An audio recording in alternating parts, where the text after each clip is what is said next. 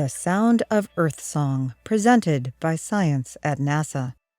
In space, they say, no one can hear you scream. Nobody ever said anything about singing, though. A NASA spacecraft has just beamed back a beautiful song sung by our own planet. It's called Chorus, explains Craig Kletzing of the University of Iowa. This is one of the clearest examples we've ever heard.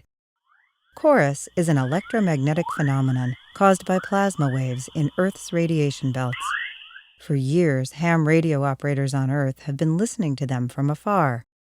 Now, NASA's twin radiation belt storm probes are traveling through the region of space where Chorus actually comes from, and the recordings are out of this world.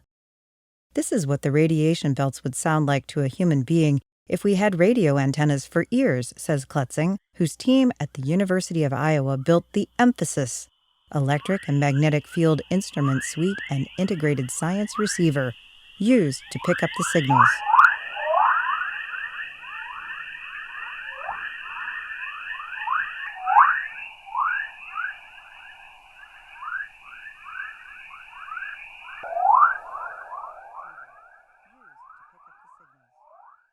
He's careful to point out that these are not acoustic waves of the kind that travel through the air of our planet.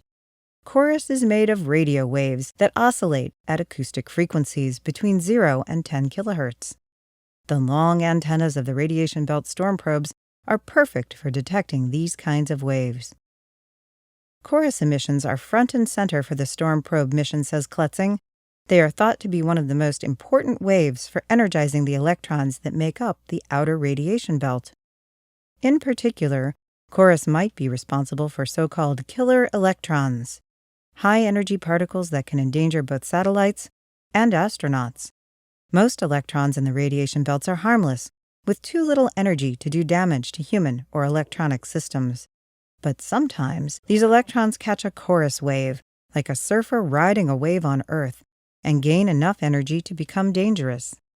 The radiation belt storm probes are on a mission to find out for sure. The production of killer electrons is a matter of much debate, and chorus waves are only one possibility, notes Storm Probe's mission scientist Dave Cybeck.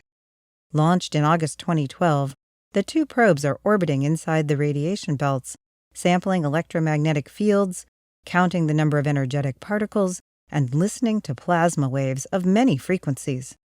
We hope to gather enough data to solve the mystery once and for all, says Cybeck.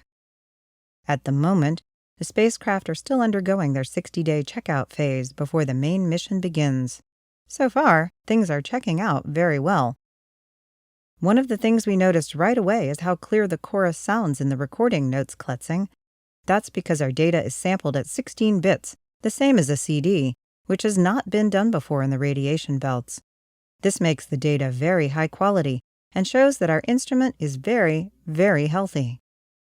Eventually, Kletzing hopes to release unprecedented stereo recordings of Earth's chorus.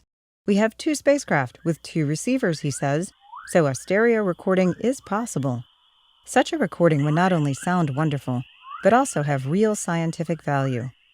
One of the things we don't know is how broad the region is over which chorus occurs. The widely separated stereo capability of the storm probes will give us the ability to figure this out, he explains. With a 2-year mission planned for the storm probes, the Earthsong is just getting started.